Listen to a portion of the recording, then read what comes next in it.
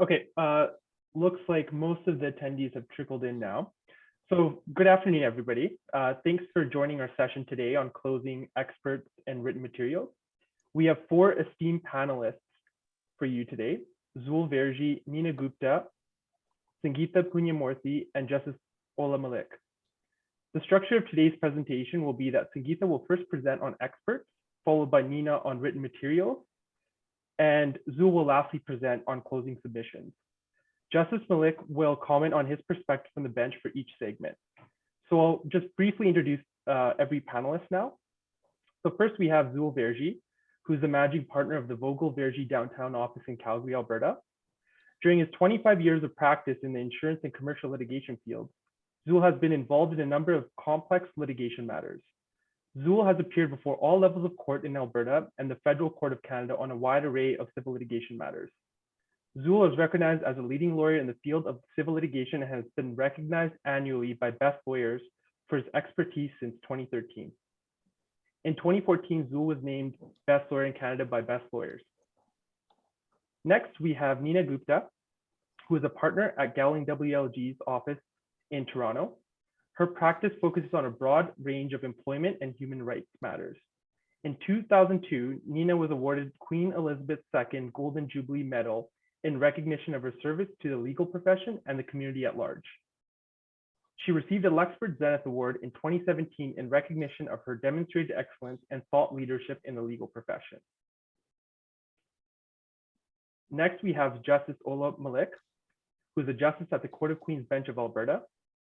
Justice Malik has been a lawyer in the Legal Services Department at the City of Calgary, where he practiced in the area of prosecution, regulatory law, and charter litigation.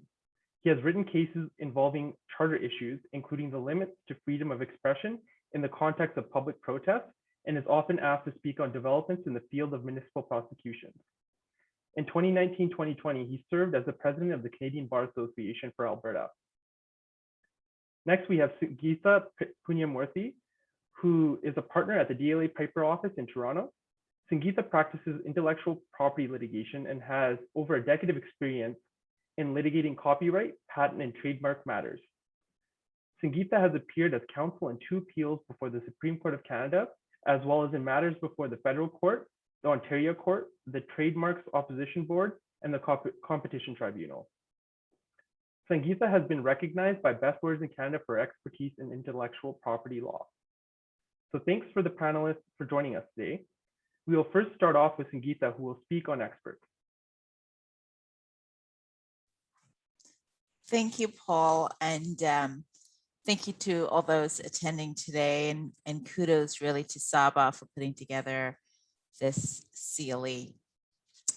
In terms of the format today, I'll have about 15 to 20 minutes to speak about experts, and then what you're probably waiting to hear about and who you're really waiting to hear from is Justice Malik, and he'll provide the court's perspective on expert evidence and how he sees that from his end, which is really the most important end.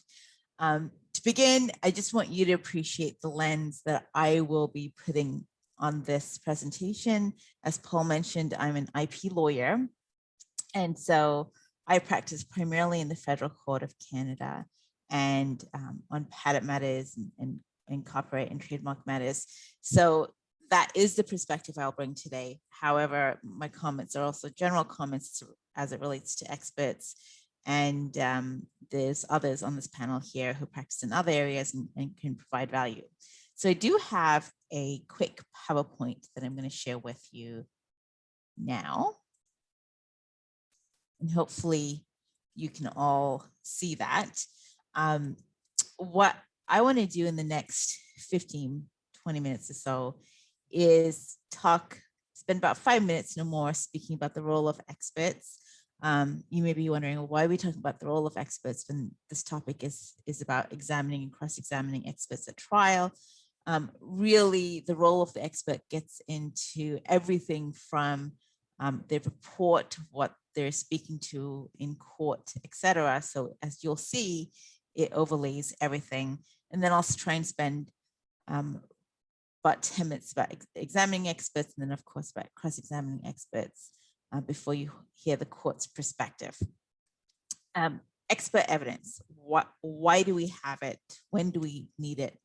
So in my world, we need experts for various reasons, and typically when we don't have fact evidence about it, or where we need opinion evidence. And the general rule of evidence is that you can speak to facts, things within your knowledge, but you cannot, as a general rule, render matters of opinion.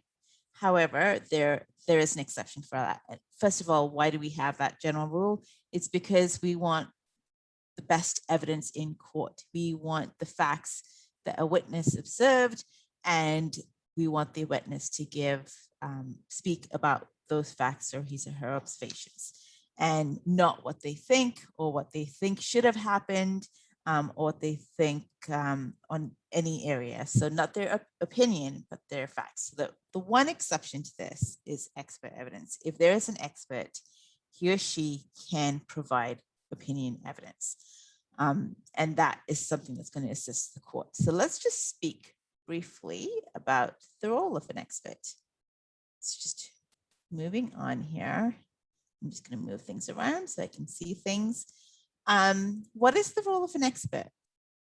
As you all know, the first and primary criteria for being an expert is that the expert has to be objective and independent. So even though an expert is hired directly and indirectly by a party to a lawsuit, or his or her attorney, they have to maintain the impartiality, and they have to provide evidence to the court that is independent. They cannot present arguments or be an advocate for a party. That's the job of the lawyer to advocate and argue. It is not the job of an expert to be arguing for a party's position.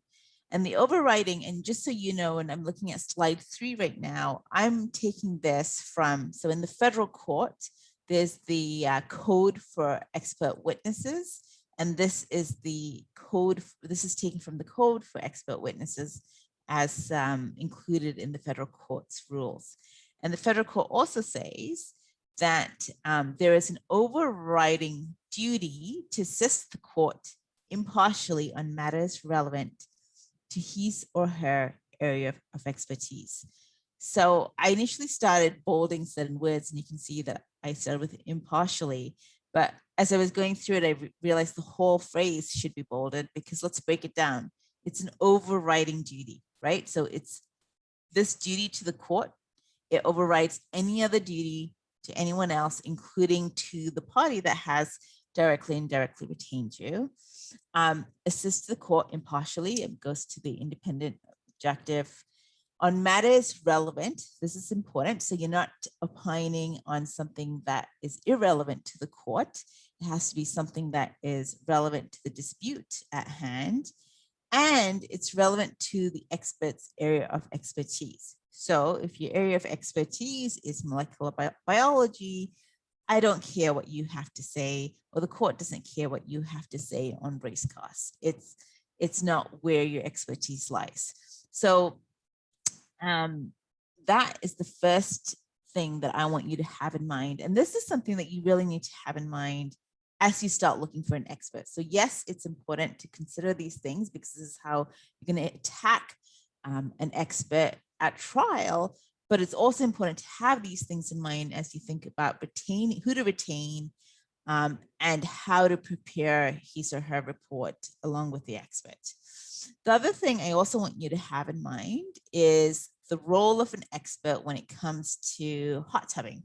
So for those who may not know, since, at least in the federal court, since about 2010 or 2011, we have allowed for experts to come together at one point in time on a panel and present the evidence at the same time. So instead of the usual role, which is one side presents their expert evidence, there's examination in chief, cross-examination, and the other side presents their experts during their part of the trial. Here we would have all the experts together.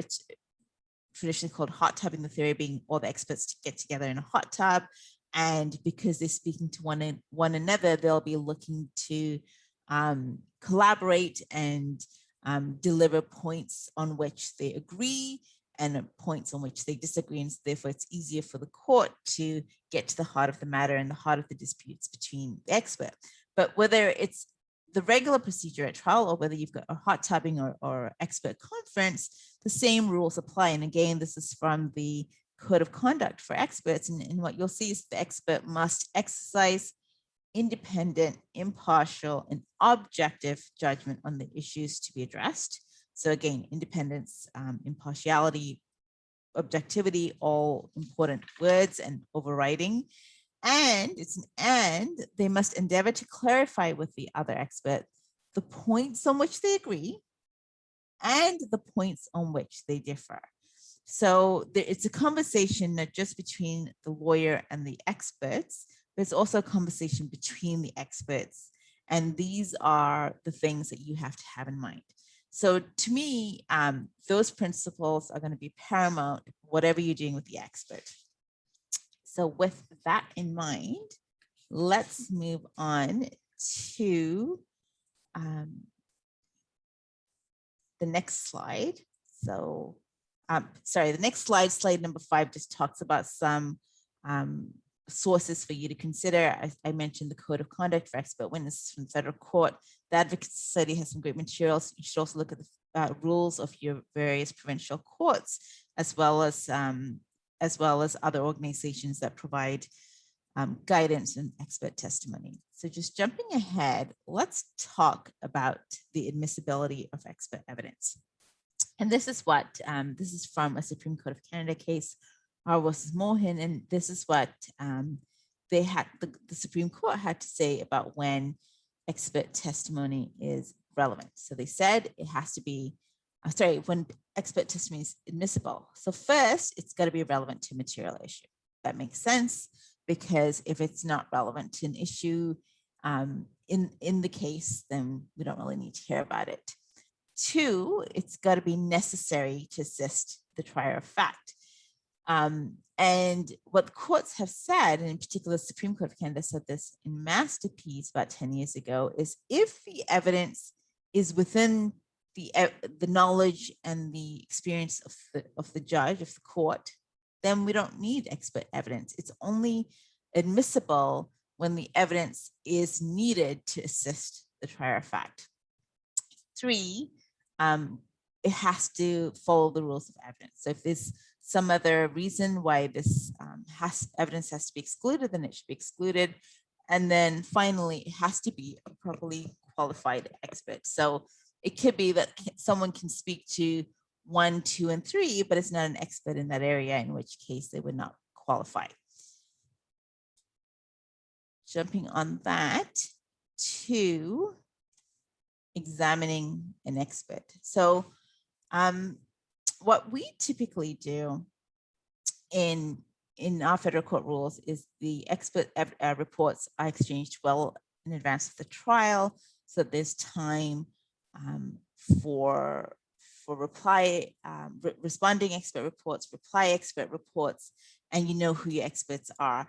But I would say when it comes to examining an expert, you want to make sure that, first of all, that your expert is admitted as an expert. That's the first threshold, right? So what we typically do is we present the expert and we go through his or her CV and talk about why he's an expert or she's an expert in this area. So we talk about their educational background, their work background, the academic background, whatever is relevant here. And typically you do that by going through the CV and you go through those points, and then you come to, and then you want to get this person, this expert, qualified as an expert. And what you typically want to have prepared in advance is a statement about the scope of expertise. So this is this is an expert in the field of survey evidence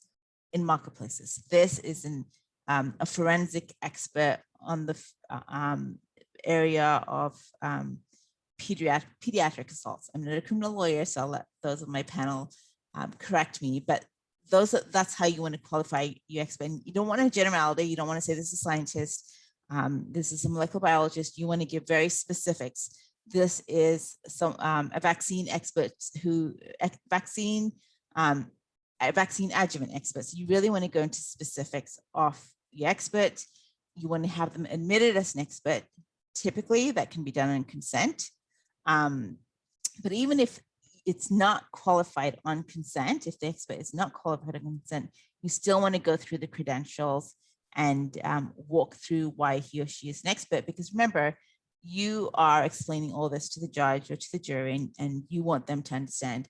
And what I typically like to do, and in my line of work in IP, they pretty much almost always judge trials, never jury trials, is I really like the expert to speak to the judge. And I would love to hear Justice Malik's views on this when he speaks. To me, and this would apply to the jury if you have the jury, but I want the expert to really be seen as someone who's helping the court understand the technical issues in play here. So I want them to really be communicating directly to the judge, telling the judge why they're an expert, and teaching the judge when we get to technicalities. And then once this person has been admitted as an expert, what you want to do is you want to go through the expert report. Okay, so we've gone through who he or she is. You then want to go through what the expert was asked to do, what the expert looked at, or what he was given to be looked at, what they did, what they examined, what he or she found. And then finally, you want to end with what his or her conclusions and opinions were, and why they reached those opinions and conclusions. And that's how you want to leave the court, because you want the court to understand, here's someone who's very knowledgeable, who's impartial, who's giving objective evidence, who's not arguing for the party that's calling him or her, but is giving neutral, impartial evidence to the court. That's the impression you want the court to be left with.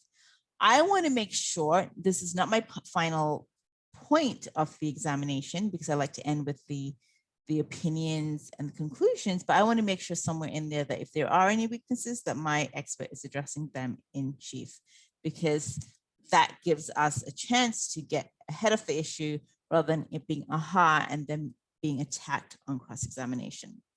So I think I only have about 5 minutes left. So I'm going to jump from here to cross-examining experts. And I love this quote by Sapinka, and it's this: it's usually vain to suppose that the expert will be wholly discredited. The object is to cast doubt on the expert's testimony so that one's own expert is preferred. And this really goes to, listen, you're not going to go toe-to-toe with someone who has a PhD in this very narrow area of science and who's practiced in that area for the last 30 years. You just, it's going to be really hard for you to say he or she is not an expert unless you have a valid ground of objection. But where you can gain a lot of favor for your client is making sure that there's doubt cast on your expert, on the other side's expert, sorry, so that when it's a balancing act between the two parties' experts, yours is preferred. So this is what I think you should do when you go through, when you prep for cross-examining the expert. And one bullet point I didn't address that I did have in the prior slide was preparation. And this is a rule, I think, whether you're cross-examining an expert, whether you're cross-examining a fact witness, preparation, in my eyes, is the key to conducting any examination, whether that's cross, chief, etc. And it's very, very important when you cross-examine an expert, because they're already qualified in the area, and therefore you want to make sure that you know the underlying technology, what you're asking them, and the answers that you're expecting back. So the first area of cross-examining is qualifications. It's going to be really hard if the court's admitted that someone is an expert. It's a low standard. It's going to be hard to get them disqualified an expert. But what you can do is you can see if you can ask questions and get the weight of the expert evidence reduced. you also want to make sure that the evidence that is given is in the area of the expertise, right? Because if someone is rendered an expert in ABC, they can only give opinion evidence about ABC. If they start giving opinion evidence about XYZ, then you can knock them out. You also want to make sure that if you do have any objections to qualifications, you need to raise them as soon as possible. We recommend raising them as soon as you get the expert reports. And they could be a voir dire on the side, separate and away from the jury, to see if this is a proper expert. And you also want to make sure that you go through the CV and any publications and presentations. If you are going to disqualify someone as an expert, again, I think this is tough to do. You have to be really, really careful when you do this, but it is something that you can do. Bias, that's something else that you want to attack if you're aware of anything. For example, if this expert was at one point in time employed by the other party, that's something you want to raise up, certainly bring to the attention of the judge. If this expert received funding from one of the parties at issue, that's something else you want to knock out as well and bring to the attention of the court. Just in the last couple of minutes, I'm going to try and fly through this. Another area on which you can cross-examine the expert. Whoops, I think I've jumped ahead. Assumptions and facts. So an opinion, an expert opinion, is always based on facts and assumptions. So if you can knock out some of those facts, some of those assumptions, you're then knocking out the opinion. So, you know, are the facts true? Have they been proven? Are they relevant facts that were omitted and were not considered by the expert? Therefore, you can say that the opinion is unfounded because they didn't consider all the relevant facts. Is the expert misinformed? Essentially, if there is no factual foundation for the opinion evidence, then the opinion evidence is baseless. If you go through the facts and assumptions of the expert report, expert evidence, and it's sound, then you have to look at the scientific theory behind it or the scientific principle that's supporting the opinion. And again, this is tough to do, but this is why you have your expert, and essentially you'll have two differing opinions, and your job is to make sure that even if you can't disqualify someone as an expert, that you make sure that there's enough of a credibility attack on the other side's experts, or enough reasons to justify why your expert should be more preferred by the court and why his or her evidence should be given more weight. If the expert opinion comes down to a matter of judgment, you want to ask that expert on cross-examination, well, this is your opinion, but what about John Doe? Isn't he one of the leading experts in this area? And the expert will say yes, if in fact he is. And he has a different view. Why does he have a different view? And then you want to make it clear to the court, yes, this is one expert's opinion, but there's also other experts who have different opinions, and it's reasonable to have different opinions. Be very, do not go toe-to-toe with an expert on their turf. It can blow up in your face. This is where preparation is key. And then very quickly, because I know Paul's back, you want to look at the expert's prior and inconsistent statements. And sorry for the typo in statements, but you want to make sure that you've gone through everything that your expert has written so that you can, again, show that there's inconsistencies. And when it comes to testing, if your expert has done tests, you can also ask questions to make sure that those samples were not mishandled in any manner, because they have an obligation to make sure that the samples are held in safely and soundly from the time of receipt to the time of examination of the samples. So those are just some quick areas where you can cross-examine an expert. And Paul, I'm sorry, I know my time is up. So thanks, Sangeeta, for that. Justice Malik, what's your perspective regarding experts from the bench perspective? Well, thank you, Paul. And before I get to that, I'm going to disagree with Sangeeta. Unlike Sangeeta, I have not appeared at the Supreme Court of Canada, neither once nor twice. And so I'm following someone who has obviously had an amazing career, and it's humbling, I have to say. I remember a trial that I ran 6 or 7 years ago It was a 3-week trial where each of the sides presented a number of expert witnesses. And I remember the judge turning to us and saying, well, have you heard of this hot tubbing concept? And I can tell you that the other lawyer, who was a very senior lawyer, and I laughed all the way down. We took the elevator down from the 15th floor, and we thought that was the funniest thing that we'd ever heard. It is the smartest thing. And I'm going to start with why that's so important. If all that you can do in your case, in your presentation in your case, is simply take an oppositional view of what the other side is arguing, then that's not particularly helpful. It doesn't provide the judge with a compelling narrative as to why, irrespective of what the other side says, your version of events, with its weaknesses and with its strengths, is a version of events that's reasonable, is a version of events that, notwithstanding there are some issues with, a judge could look at and reasonably conclude is the only explanation that makes sense. It's a story that's coherent. And so if all that I'm doing is presenting experts who are taking down or attacking the other side's corresponding expert evidence, what am I doing? I'm not building a positive narrative. I'm not creating a story that a judge can think about 3 months, 6 months after the trial and relate to on a really kind of, common sense standpoint. And so hot tubbing makes so much sense because the idea is your story is going to have much more persuasive impact if you can create a narrative which independently of its own makes sense. So when Sangeetha talks about talking to or teaching the judge, I can't emphasize how important that is. When we think of submissions or when we think of expert evidence, we think of expert evidence or submissions in reply to what the other side has said. But I think of it as presenting a story to the judge and educating the judge. You have a judge who's coming, they might be sitting for a multi-week trial, who has no understanding, no lay understanding of the technical evidence that they're about to hear. The emphasis then should be on the expert taking the time to present information to the judge, educate them generally on the field so that the conclusions that the expert ultimately reaches make sense in context. If all that you're doing is defining your expert evidence, again, in opposition to what the other side is saying, then you're not providing a judge a broader framework from which to draw their conclusions.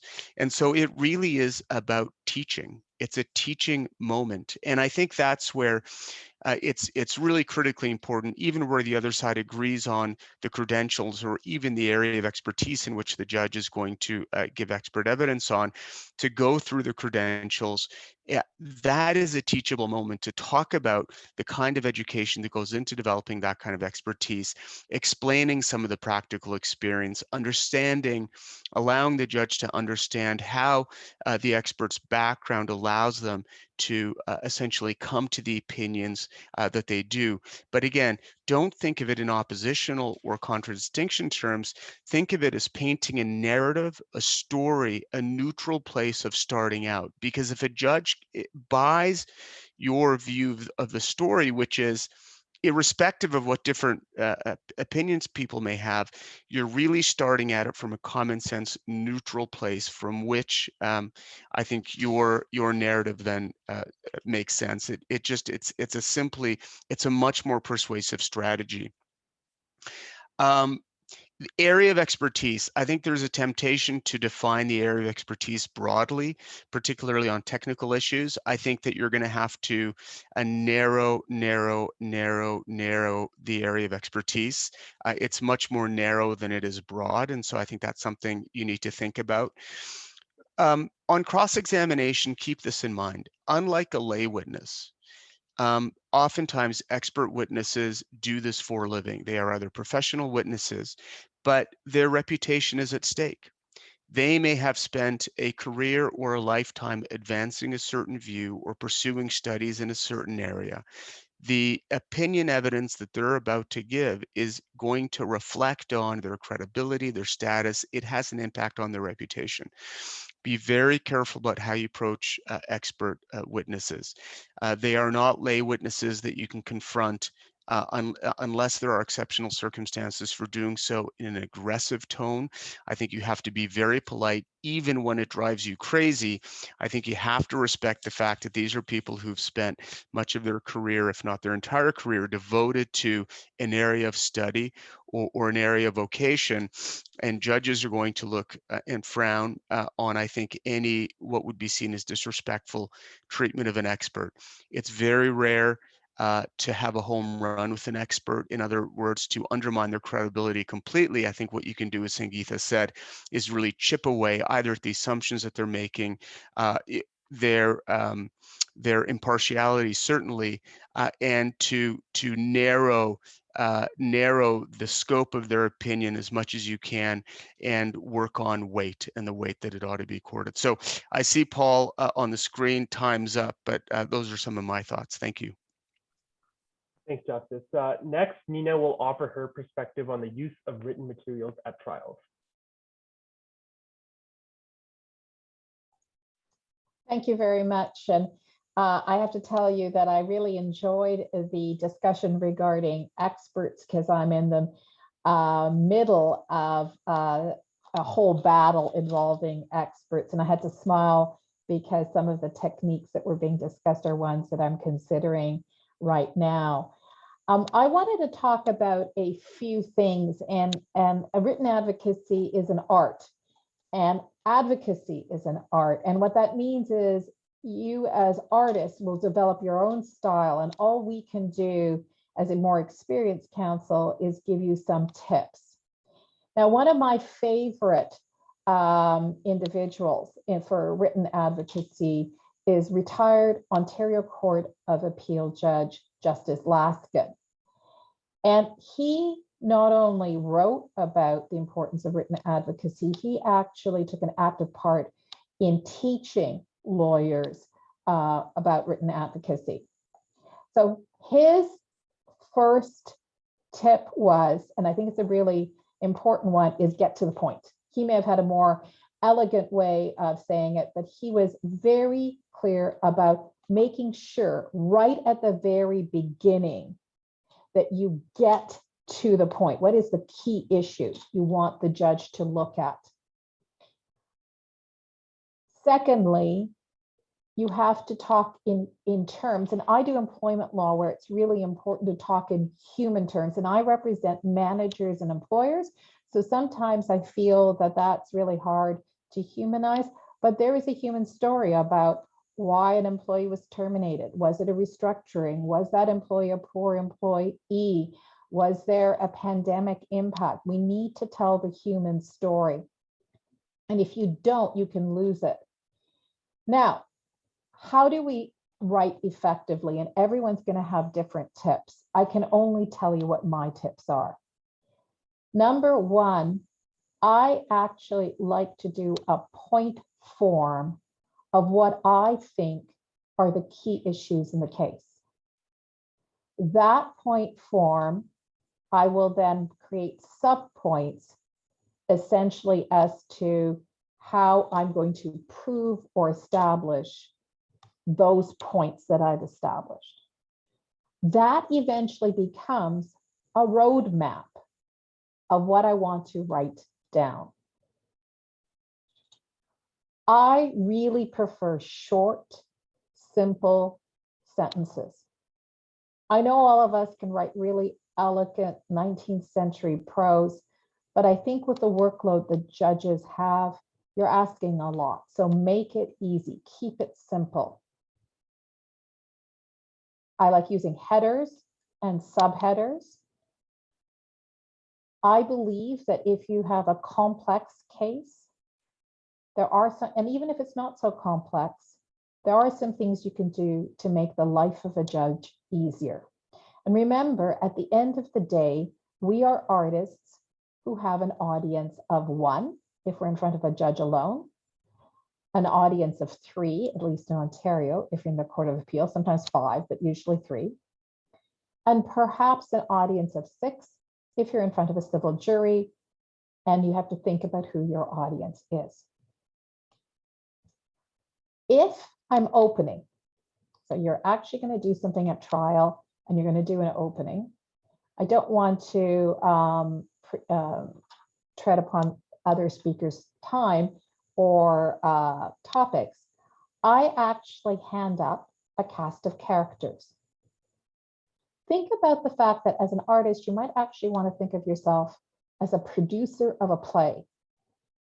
And when you go into a play, you know, in the days post-pandemic, when we will do it again, you get a sheet. It tells you the title of the play, and it gives you the cast of characters. And I will do a cast of characters, the name. I will identify whether they're a witness, and very briefly, so it could be like Chief Executive Officer of ABC Company, John Doe, HR Manager, Eliza Doolittle, Witness 1, you know, receptionist, and so on and so forth. No argument, nothing controversial, just a cast of our characters. So as the judge hears the evidence or reads the evidence, the judge knows who these people are. The second thing I do to help myself as much as the judge is I create a chronology, and I do it in my opening. If I'm lucky at trial, I have gained the confidence of the other counsel, and counsel jointly create this chronology. But even if counsel can't agree on the chronology, it's perfectly appropriate, with permission of the court, to provide a chronology which you admit is a chronology that you intend to prove, that may not be agreed upon, but still could be useful to the court. That chronology literally is a non-argumentative chronology of events. I recommend that you consider using it for trials and applications which are complex. If it is a simpler matter, such as a motion, I suggest you consider whether or not a chronological approach is the appropriate approach for your recitation of the facts. So you're telling the story very simply in a chronological way. There are other ways to tell a story, but after 30 plus years of experience, I found that the chronological approach is the one that intuitively is how most judges want to organize the information that they are receiving. You now then have to think about how you're going to present your arguments. And as I said before, I create a point form, then I create a roadmap. And then I start writing. And I tell the judge right at the very beginning, pretty well, what I want, why I believe what I want for my client is the right legal answer. And then briefly, if I can, discredit the other side's position. Sometimes I don't, sometimes it's not where I want to put it in. And then I finish, usually trying to reiterate the point that this remedy is the right remedy to give. And then I start with a summary, whether in a factum of the facts, and then a summary of the law. Justice Laskin used to complain that lawyers really don't like giving away the conclusion, that lawyers like to take you, well, this is what happened first, and this is what happened second, and go right to the end and then ask. There is nothing wrong with concluding, again, saying that you have a right to a remedy, and this is why that remedy. The little bit of repetition, just like a little, is not inappropriate. But judges have very limited time, and it's real service to them to provide what you want, why you want it, and why it's the right thing legally. Sometimes I also recommend, particularly for motions and applications, to make sure that you are right up front with the jurisdictional and rules. So if there are rules that need to be cited, or there is an issue as to why a particular court has jurisdiction, I deal with that right up front as well. If you are struggling with your written advocacy, and with experience, it does get easier. I actually recommend doing something that I am sure when I did it as a young advocate, my colleagues thought I was totally insane. I read my written advocacy out loud. It is amazing how many mistakes, typos, missing words, and logical gaps you will catch when you read out your own writing. The first few times I did it, it was pretty humiliating because I used to think I was a pretty good writer. But the reality is there is a connection. Our brain writes faster, or we write faster.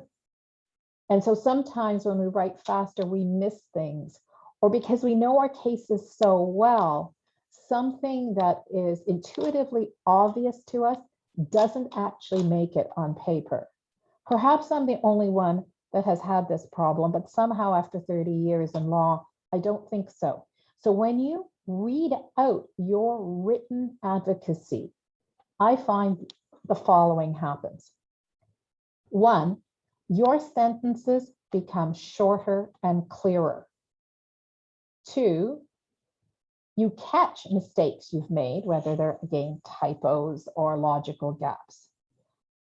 Three, you intuitively sense that you need something more. And four, you intuitively sense, just as importantly, the stuff that doesn't need to be there. I also want to talk about a common mistake that I see many young lawyers making, and I'm surprised to say many people of my vintage as well. It's the temptation to put too much into your written advocacy. I have seen submissions where counsel insists on citing 5, 10, 15 cases for a point. We are not gaining any points for, beating a dead horse. They're usually, for most propositions of law, 1 or 2 major authorities that are unquestioned. Cite them and move on. You don't need to cite every authority on point. If you are dealing with a point of law that is new, that is controversial, that has been a matter of debate, there may be a justification to dig into greater detail. I, however, recently got into a legal argument about the admissibility of expert evidence. And literally, I think the night before the argument, I read my friend's book of authorities, which I think contained 55 authorities, of which maybe 3 were really necessary. Put yourself in the place of the adjudicator or judge. What would they need to know in order to get to the conclusion you want them to do?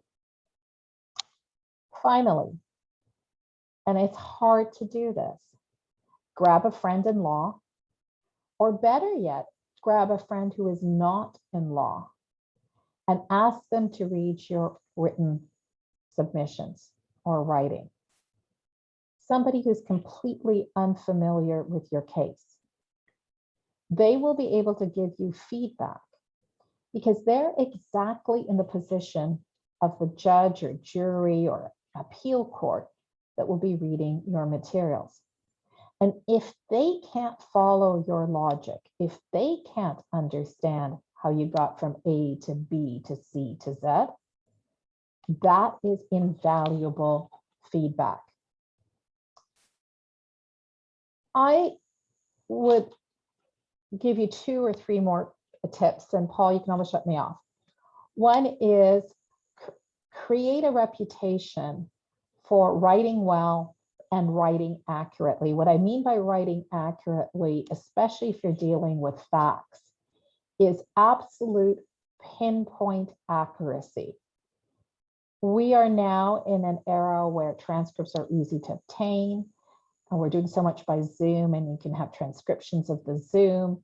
Make sure you never misstate a fact. You lose a lot of credibility, not only on the case in front of you, but for the rest of your career, if you have a reputation of being sloppy or exaggerating the facts. And finally, I would say you have to develop a style that people want to read. And that is the art of written advocacy, by making it clear, by making it easy, by helping the reader with a cast of characters or a chronology, by being ferocious about editing and editing again. You will find that you create a document that is easy to read and is persuasive. So the art of advocacy is the art of persuasion. I hope that some of those tips have been helpful. What I would like to do, I'm just going to try to change my screen. I do have a bibliography, if I could share, that I use about where you can get some more tips about written advocacy. And if I could share my screen, I will just throw that onto my screen and share it and tell you. Let's see, I'm just going to give me 1 second to do this. There you go. So if you're ever wanting to read a bit further on written advocacy, and I said it could be a lifelong thing, Justice Saunders of the Nova Scotia Court of Appeal wrote a very personal memo on effective written advocacy. It was written in 2014. It still remains really impactful today, and I recommend it. It's a short, easy read. There's a article, I think it's been actually written a couple of times in different ways, but it was written in Top 10 Tips for Effective Written Advocacy. Now, it's written in the international arbitration context, but in fairness, these tips are good for any of us who are doing written advocacy. Some of the international arbitration tips are to make sure that we don't use too much jargon or slang, but I don't know that we would do that anyway. There's 2 books that if you can acquire, I highly recommend. One is Thomas Cromwell, Justice Cromwell of the Supreme Court's book, Effective Written Advocacy. And the second one is James Morton on written advocacy. And if you have a chance, I've been privileged to take the Advocate Society's written advocacy course. I think now, when I did it, it was an Advocate Society thing. I think it's now a joint project of the Advocate Society and OSGA Professional Development.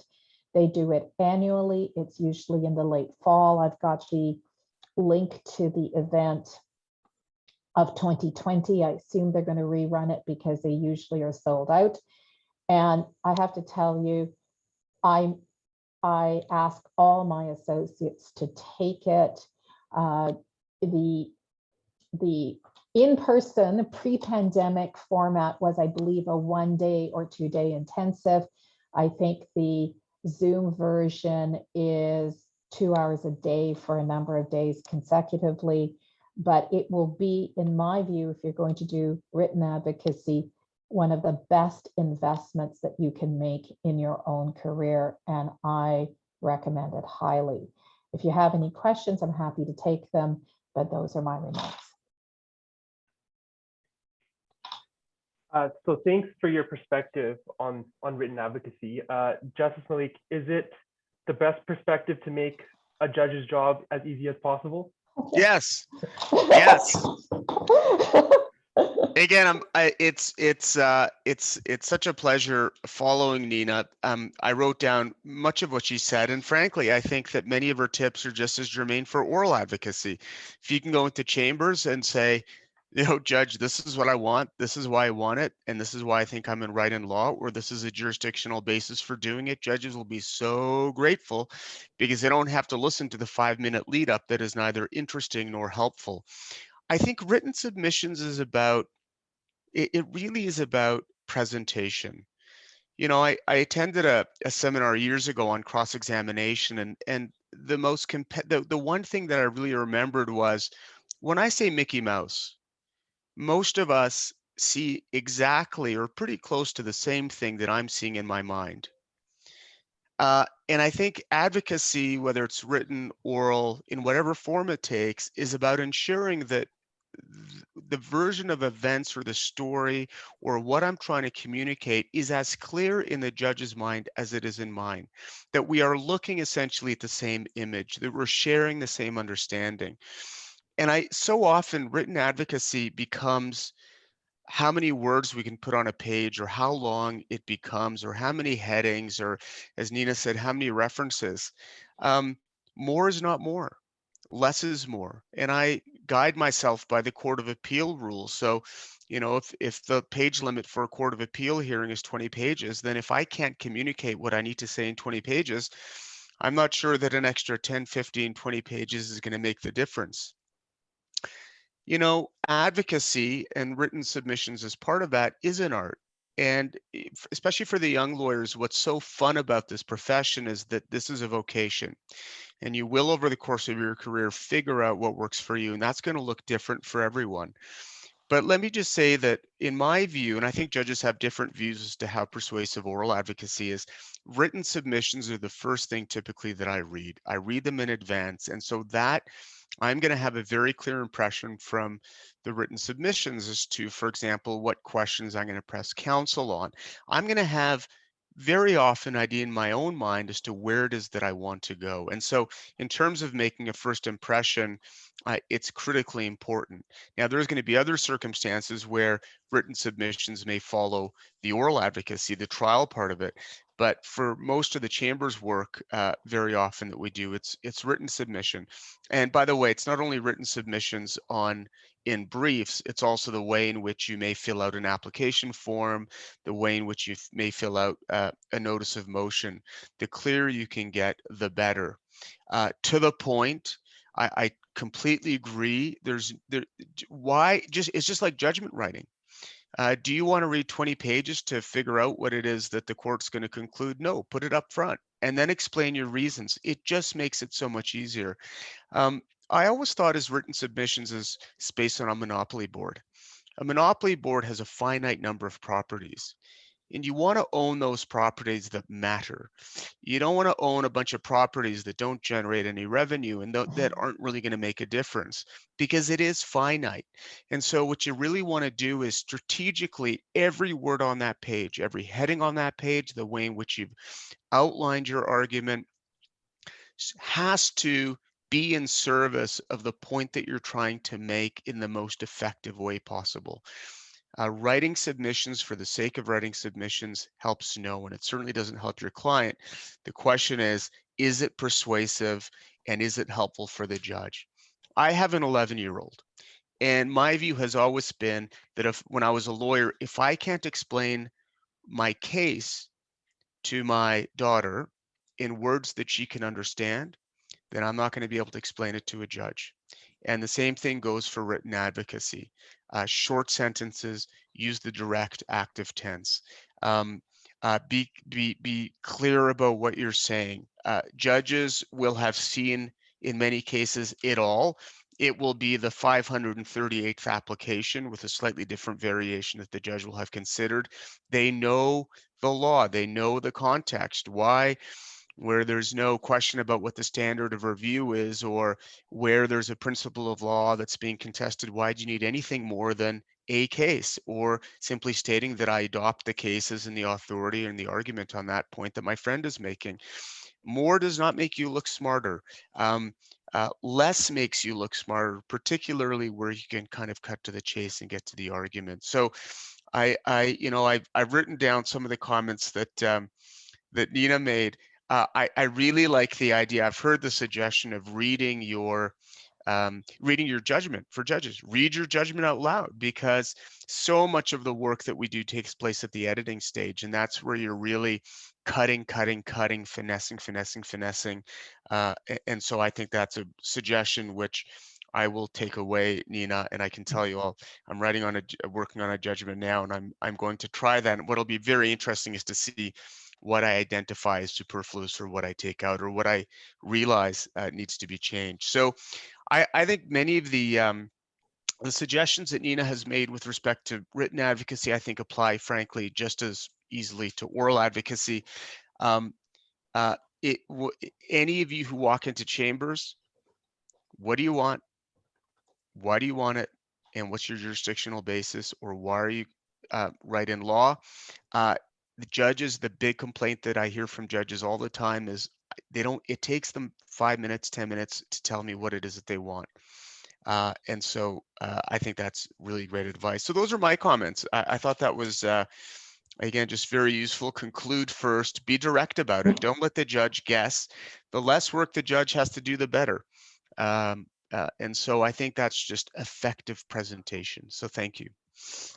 Justice Malik, if I could just make one advocacy tip for those of you that are doing trials, because I know a lot of people don't have trial, we don't go to trial as much as we used to, maybe when I started my career, is that if you've got a legal argument, don't save it for your closing.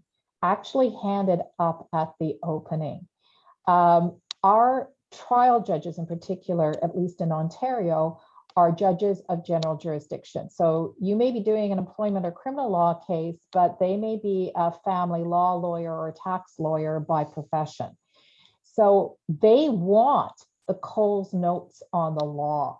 So there is, again, nothing stopping you in your opening saying, as you know, in my opening, I'm not going to go through the law, Your Honor, but I have already prepared a brief of authorities and what I think will be my argument. It may be, and I may do an amendment at the end and hand it right up. Why? Because I know for a fact a judge who's unfamiliar with employment law will be looking at my Coles notes. The judges that are very familiar with employment law will say, Nina, Ms. Gupta, I wrote the book, I don't need it. But I don't want it. But it is a very good idea walking into trial to have your cast of characters, your chronology, and your essentially legal argument in very simple Coles note point form ready to go. And you look really prepared and you look really smart. And it goes back to Sangeetha was talking about, which is really educating the judge. So the problem is, I think lawyers get into this, and I don't like it. We get into this, well, here are my submissions. But when I think of submissions, I think of a purely oppositional position to what it is the other side is saying. Nina, what you're talking about, which I think is so much more effective, is saying, this is a presentation. I have an opportunity to convey information to a judge in a way that is, in a way, less adversarial, more informative, more of an educational nature. But you know what? If the judge has a question on the law, they're probably going to turn to Nina because they're confident that that's where they're getting a really good understanding, generally, without it being in this adversarial context. And so think of your submissions as a presentation where the goal is more than just to respond to what the other side is saying in oppositional terms. It is to give the judge the necessary tools, background, learning, so that hopefully they will come to the end result that you're ultimately advocating for. So thanks, guys, for your comments. We're just going to move on now to closing arguments. So Zula is going to present on this going forward, but I am just going to pull up his slideshow right now, and I'm going to share the screen. Sure, and while you do that, I'm just going to start with some general comments. First of all, let me say, wow, what an impressive group that I have to follow. Nina, you did a great job. In some ways, you've already spoken about everything that I was going to chat about. And then Justice Malik, who I've known for years, decided to just sort of say oral advocacy is not that important considering as opposed to written advocacy. So I feel like I've already had the thunder taken out of me, and then I listened to Sangeetha and what an impressive job she did with respect to her presentation on expert witnesses. I will add one thing about that if I could before getting into mine. Maybe that's a topic for discussion later on. One of the things that a lot of lawyers lose sight of the fact when an expert takes a stand is that you can get from that expert during cross-examination any sort of instruction letters that are written to that expert by counsel. And one of the great errors that I see young lawyers making, and even older lawyers or seasoned veterans, is that when they are giving instructions to their expert or retaining their expert, sometimes those instructions end up going a little too far and bridge that sort of impartiality. It hangs an expert out to dry. It's an area of cross-examination, and a lot of fodder can be made from it with respect to challenging sort of impartiality. So just something else to keep in mind. Getting to my part of the presentation, if we could have that first slide up. How to succeed in closing arguments. First, I want to just start off by saying thank you for allowing me the opportunity to speak about something that I believe I have some familiarity with, a lot of trial work, and also something that I quite enjoy doing. Passion comes to me from that perspective as a young person watching TV shows like Matlock, and then after a while seeing Law and Order, and then what I identify to be some of the best closing state arguments that I've ever seen, a show called Boston Legal. And I think my panelists will probably understand the show that I'm talking about. And you bring with it a positive narrative. I've heard that terminology used a lot today, but you also bring with it advocacy skills. And something that a lot of people don't have an opportunity, at least young lawyers now don't have an opportunity to actually develop those skills, given the fact that we don't have very much trial work anymore. But it's something that when you have an opportunity to do it, you should embrace it. Let me give you a little perspective first to start off with. I started my practice at a large national firm that became an international firm. And lo and behold, I found myself doing defense work, criminal defense work, family law, commercial litigation, oil and gas litigation, employment law, and a variety of different areas. So I found myself having to sort of switch hats on a regular basis depending on which area of law you were practicing in. And it made for interesting times, but it also made for developing skill sets with respect to becoming an advocate and how to communicate effectively at the end of a trial. If we could turn to that first slide. Second slide, please.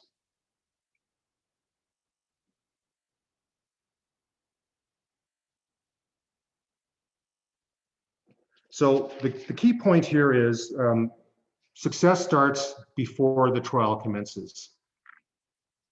Your successful closing argument is going to start well before a trial even takes place. If you've done your job effectively, you've identified the key issues, you've planned yourself chronologically, you understand the legal law in that area, and you're prepared right at the very beginning. And that becomes an important part of what you need to do.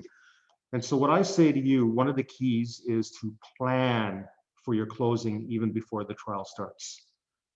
How can you know where you want to be if you don't know what you want to say to a judge at the end of the day?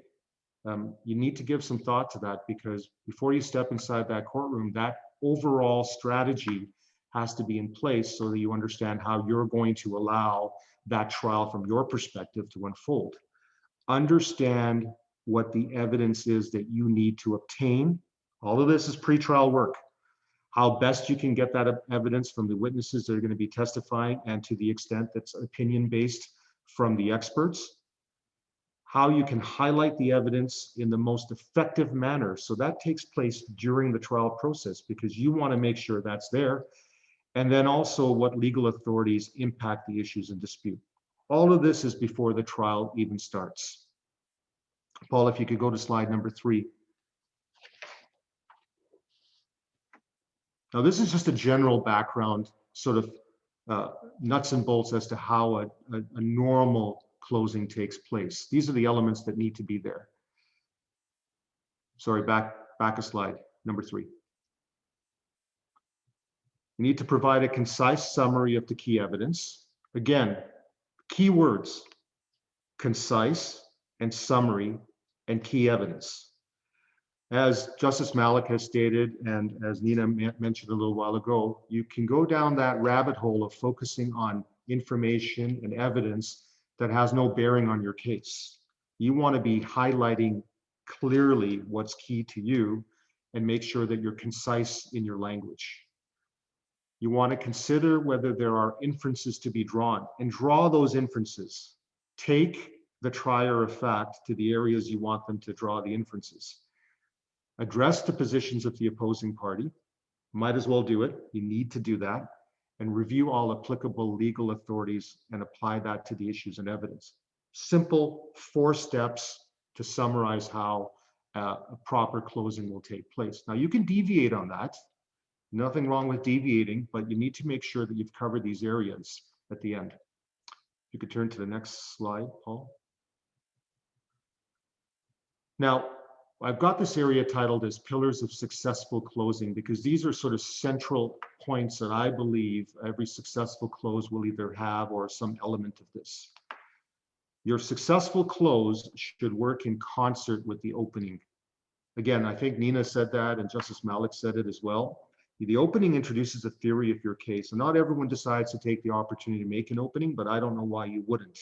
It introduces a theory of your case and allows you to put down the framework and the roadmap of how you see things unfolding and the evidence you intend, or hopefully intend, to introduce or reduce. The closing needs to build on that framework and use that effectively.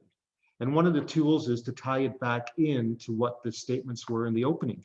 And if you can do that, you're getting credibility with the trier of fact. You're sort of directing them right back to where you started, where you said, remember when we started this trial, we suggested to you this was going to be the place, or this was going to be the evidence. You're tying it back. And so your position is consistent. You can turn to the next slide, please, Paul. Actually, one back.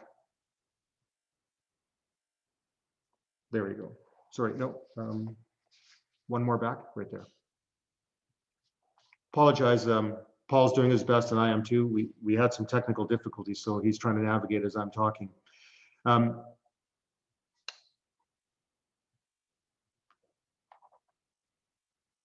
It should work in concert with your opening. So we've talked about this area. Can we go next slide, Paul? Sorry. Be accurate. Now you heard a lot of people talk about accuracy. And accuracy is absolutely fundamental to any sort of closing that you are going to be presenting to a trier of fact. If you cannot be accurate, you're going to damage your case. The evidence has to be completely accurately summarized, and the legal authorities need to be accurately represented. You can take out points in the legal authorities that you believe support your position, but you better make sure you're not misleading the court in any way, because that'll have a cascading effect on what the trier of fact feels about your evidence and how they view your evidence, and also you. You'll lose credibility and it'll adversely affect the strength of your position, and you will affect your reputation gravely. And I think that, and I'm sure when Justice Malik speaks to this, he'll say to you, knowing him, that anytime there's an issue with respect to accuracy, it always has a negative effect on whoever was being less than accurate as it relates to the evidence or the authorities. Judges need to be able to rely upon you and your representations, and upon you and how you summarize and give the evidence. Next slide, please. Put your best foot forward. Now, it sounds easy to say about putting your best foot forward, but it's actually a lot harder to do in practice because we deviate. Sometimes we bite into the wanting to address the other side's views so much that we forget to actually highlight our strengths. So you need to recognize the strengths and weaknesses of your case, position your strengths effectively and highlight that. Highlight the key evidence at the outset and at the conclusion of whatever your argument is going to be, and take advantage of the similarities as it relates to the legal authorities. So you're paralleling your case. You're showing why this falls into that area. And then you need to address your weaknesses head on. Tackle those issues and make sure that you're responsive to those issues. Undermine their overall impact. There's a balancing act that takes place with any trier of fact, and you need to be able to balance that, but you also need to be able to address this weakness. Contrast the weakness with your strengths, which is that balancing, and then distinguish that again, with respect to the legal authorities. Next slide, please. Now, something that doesn't happen very often, but something that I believe is successful or leads to success in a closing argument, is the ability to assess the opposing party's case. You need to be impartial and make sure that you've heard the evidence and assessed it just the same as a trier of fact will do. And if you're not going to be able to address it. So under there, I've said, ensure that you adequately address the other side's position. You tackle their strengths and highlight their weaknesses, just like we do for our side. Challenge the persuasive value of the legal authorities relied on, and or in a manner which these authorities have been applied in the evidence adduced. And it's an important part of any sort of successful closing is to make sure you address that part of that case. If you can reconcile the opposing party's case with your case, so you're actually pulling it over to your side and showing to a court how it's completely consistent with the position that you're taking or that you're advocating, you will successfully, in my view, be able to bring the court to your side of the world. It's a very difficult thing to do, but it's an important part that if you can somehow or another build those linkages so that you're now taking that part over to your side, you can see how that allows a court to reconcile that in their own mind. Next part, Paul, if you could. Now, this goes without saying, especially in oral advocacy. You need to thoroughly canvass the case law and have a real good handle on it. So much so that you're able to argue it and understand the principles that each one of those cases that you're relying upon stands for. You can rest assured that by the time you get to closing argument, the trier of fact will understand the law in that area, likely understand it better than you. They might have even had a case very similar to that, and they will definitely ask you those questions as it relates to what the law stands for. And you need to be able to answer that. You need to make sure you're comfortable arguing that area, and you need to be persuasive. Consider the manner in which the authorities tie into the evidence that you have adduced and or the evidence that the other side has brought in. And again, bring that over to your side of the equation. Next, again, probably an area that's probably most underutilized, but you need to make sure that you engage the court. So if I was to give a presentation and read my notes and talk in front of a judge without making eye contact, without actually engaging them with respect to a discussion and making sure they're listening to me, I'm going to not be able to actually persuade anyone. I lose my advocacy skills right there. So make eye contact and speak directly to the court with respect. Gauge the reaction of the judge who's hearing the case and adjust yourself accordingly. Be comfortable with your own style. Everyone's going to have their own style, but make sure you're actually engaging that individual with your presentation. And if you get asked a question, the cardinal sin is to not answer the question that's being asked of you. Put your outline down and answer the question. Take the time to answer it. The judge is not trying to throw you off your argument. The judge is not trying to twist you around or make you sound foolish. What the judge is doing is signaling to you that this is a key issue and a key point that they would like you to spend some time discussing and giving them information on. Take that opportunity to do that and make sure you address that question. And it's okay to keep asking the judge if they understand what you're saying in a respectful way.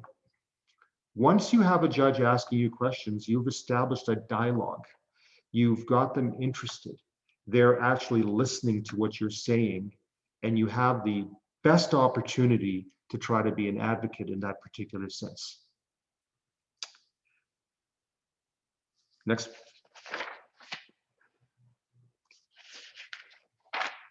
Now, I won't spend much time talking about this, but written submissions are now more the norm than the oral argument, I would suggest. And it's always a good idea, as you're preparing your opening at the very beginning, I think it's a great time for you to actually put the outline for your final argument in written form that has the cases that you intend to rely upon. And it's not a bad idea, as we talked about before, to give the court your cases at the very beginning. And if there is a summary as to what you think is the key law in that area, to give it to them right at the very beginning. Most judges that I've been in front of appreciate that. They actually really value the ability to actually read the law and understand it as the case is unfolding before them. Remember this, poorly written materials will undermine the strength of any oral argument. So while I made fun of this at the very beginning, it's true. Written materials carry the strength at the end of the day. The oral argument is less relied upon, and usually one that is used more to explain than anything else. So it's the written materials that are key. Next slide. This is the last part here. Preparation is the most effective tool to any kind of advocacy, whether written, oral, cross-examining, examining, experts, whatever it is. It's all about preparation. So, the number one pillar of a trial is that you prepare adequately and properly. Every step requires a lot of skill and preparation, and there can be no shortcut to you putting the time in to actually prepare. I want to stop with just a brief story if I have a minute. When I articled, I did my very first trial. Not a large trial. It was a small claims trial, and some people on this panel may remember this. And I think Justice Malik might remember this individual. It was a provincial court judge, Justice Tompkins, great judge, very strong-willed, very argumentative, and would have a way of being able to sort of maneuver cases depending on how you argued it. In final argument, I faced the wrath of him pushing me around a lot. And before I knew it, I was actually having a discussion which borderlined on an argument, but it was a discussion with him as we were both fully engaged in this debate with respect to the law, the evidence, and our position. He adjourned for a minute, called me to the back to his private chambers without the other counsel, and told me that I should tone it down a bit, but that he was enjoying himself immensely and that he could tell I was as well. He told me never to lose that passion and that will to actually enjoy that. And to me, in order for you to be a successful trial lawyer and to make a successful closing argument, you have to add a little bit of passion to it. Doesn't mean you're an actor. It means you need to enjoy it. You have an opportunity to actually have a discussion and a chance to give an exclamation point to your case. Take it and seize it. Those are all my comments. Any questions? And we'll field some questions at the end because I think we'll have some time. So if anybody has any questions, just put it in the comments and I'll relay it to our panelists. Justice Malik, could you take it away with your comments sort of on the closing submission? Thanks. Yeah, I really loved how Zul ended on a story, because I'm going to start with a story, much to his chagrin. I remember as an articling student 20 years ago, I walked into a boardroom. We had a discovery, and Zul was the other lawyer. I didn't know Zul. And I remember being treated very, very fairly. I remember a lawyer recognizing that I was an articling student. He could have taken advantage of that fact and asked for undertakings that I may not have twigged were either inappropriate or may have been marginal, but he treated me fairly and I've never forgotten it. I remember that exchange. I remember that boardroom.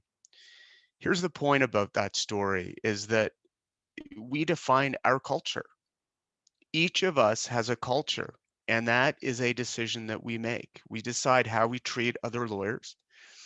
We decide what our brand is going to be about. And it took me, I think, 10 years until I finally understood that at the end of the day, this is really this profession, all the legal arguments, all the procedural issues, this really is just a relationships profession. And if you develop a reputation as someone who has integrity, who is kind, who is interested in your colleagues' personal lives, who is prepared to give other lawyers a break, prepared to give them a pass, be courteous.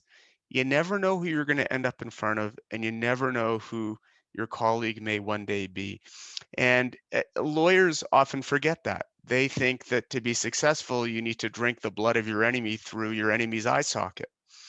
It's a terrible way to practice. It means that every file becomes a nightmare challenge. It means that your client is having to spend 5, 6, 7 times the amount of money they should because everything becomes an issue. I look forward to ruling against Zool one day. I'm sure I'll have the pleasure of him being in my courtroom, but I can tell you, I'll never question his integrity. I'll never question, I think, the way he treats other lawyers. And that goes an awfully long way. Because at the end of the day, this practice is more about words on a page or words spoken in a courtroom. It's about my understanding who you are, what you stand for, the kind of lawyer that you are, and how you've conducted yourself. And I say that because, you know, Zool's presentation is about closing submissions, but by the time you get to closing submissions, the judge will have pretty clear perception of who you are. They will have seen you manage the trial. They will have seen you deal with procedural issues. They will have assessed whether your objections are needless and pointless.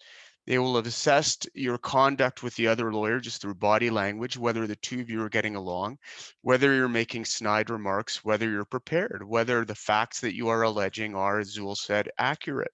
So by the time you get to written submissions, if your culture is one that a judge can't rely on or has little faith in, it really doesn't matter what your closing submissions are. At that point, that ship has sailed.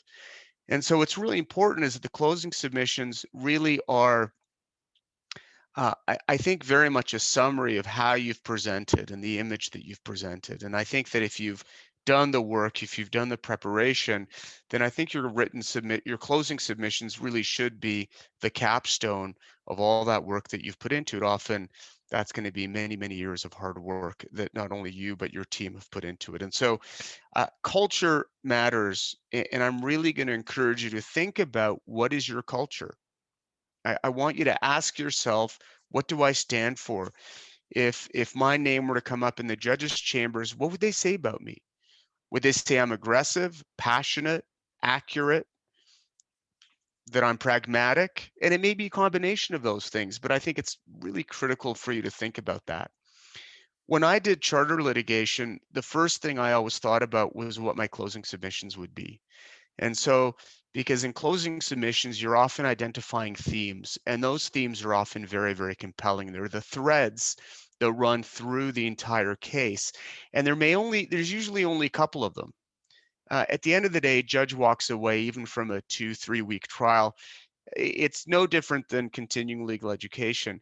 There's probably only a couple of things that are going to stick in your mind, but they're going to be really compelling, and they're really going to determine what your general perception has been of all the evidence that you've heard.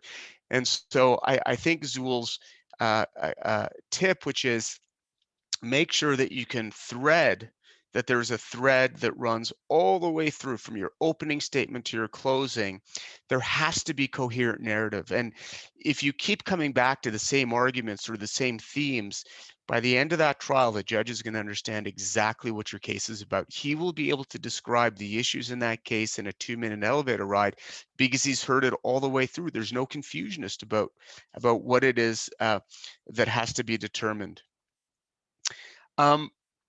I think questions are a really great opportunity to what I would call do a reset. I was in the Court of Appeal not that long ago on my own case, so in front of a panel of 3.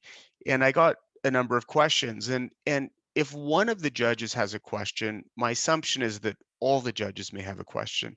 And that question may arise from, I think, me having been ineffective in communicating a particular piece of information, or it may just be that there's a question arising. Treat questions as an opportunities, not just to answer the specific questions that you're being asked, but to take a moment and to say, where is this question coming from? Does it raise a larger issue that I just need to take a minute to address? Because you have the floor and the judge wants an answer, and the most effective answer that you can give him or her is an answer that addresses the question. So take a moment and ask yourself, well, is this a specific question on a specific fact, or does it raise a larger issue that I need to address? And if it's the latter, then take the time to back up and address the larger context, so the answer to your question can be understandable in context. And by doing that, by really taking your time and backing up, it may be that you're asking a series of other questions that the judges were going to ask you. It's really an opportunity. I think some people might say, well, I'm just going to answer the specific question, keep my head down, hope I don't get a follow-up question, and then believe that I've actually answered the question. But I think you have an opportunity to address the question if it arises from a larger misunderstanding or confusion. So it really gives you an opportunity to back up, say, again, from a presentational standpoint, do I need to educate the judge? Do I need to engage him or her a little more broadly in the issues that we're discussing? Is it a question on fact? Is it a question on the law? What is it that we need to address? And so I think it gives you a real opportunity. Don't see it as often lawyers get really frightened when they get asked a question. Their answer is completely defensive. But I would really encourage you to think of that as this really fertile opportunity to maybe engage in the subject matter in a little more depth, perhaps in a way that you haven't done before. I think Zul's final point is one that I really agree with, and where he mentioned you should reconcile your case with the other case or vice versa. I attended a seminar on cross-examination a number of years ago, and I had always thought cross-examination was about knocking down the other side. What I heard was, and it changed my approach completely, use your cross-examination as a way to get the other party to agree on as many aspects of your own case as you can. Because where you can do that, the judge is saying, well, hold on a sec, the adverse party is agreeing to the other side's version of events on 7 items out of 10. Well, that tells me something about which side I should believe. And I think, Zul, that's the point that you're making, where the more overlap you can find, the more agreement there is, it strengthens your case.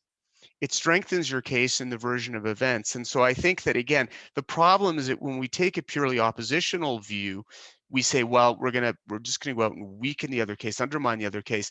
There may be a real point to finding where you have areas of commonality, and where those areas of commonality go to credibility or where they go to material facts, then it's just generally going to help convince a judge that your version of events, particularly where it's been agreed to by the other party, is the one that should be believed. And I think that when you treat particularly cross-examination that way, the witness that you're cross-examining isn't expecting it. They're not expecting a friendly cross-examination where you're in agreement, but what you're doing is, in fact, buttressing your own case. And what you're doing is creating a little bit of a relationship with that witness, such that they don't become as defensive.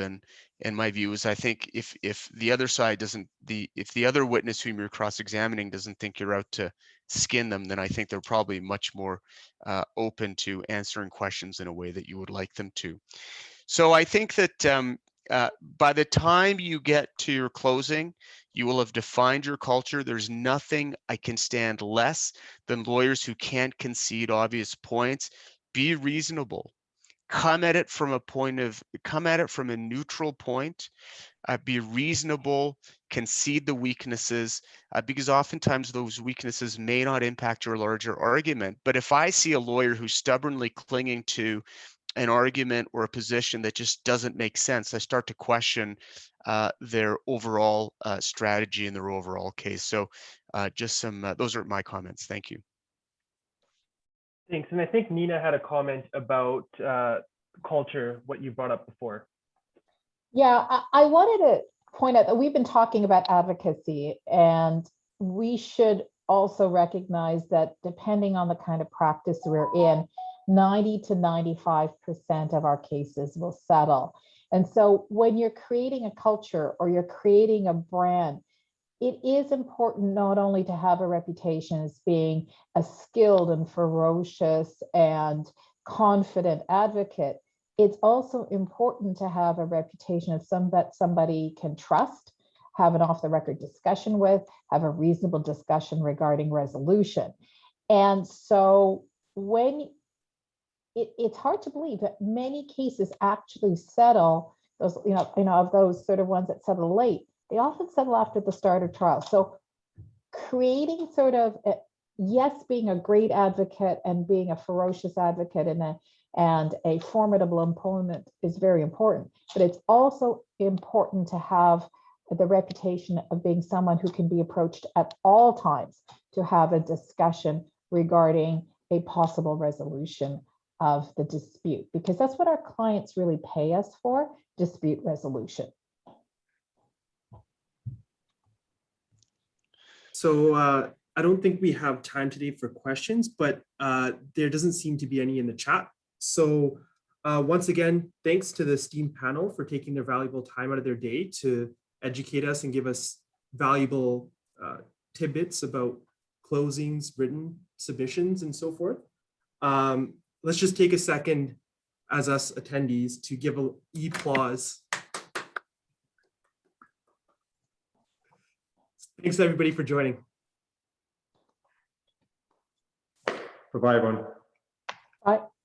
Thank you very much for inviting me. Nice seeing you, everyone.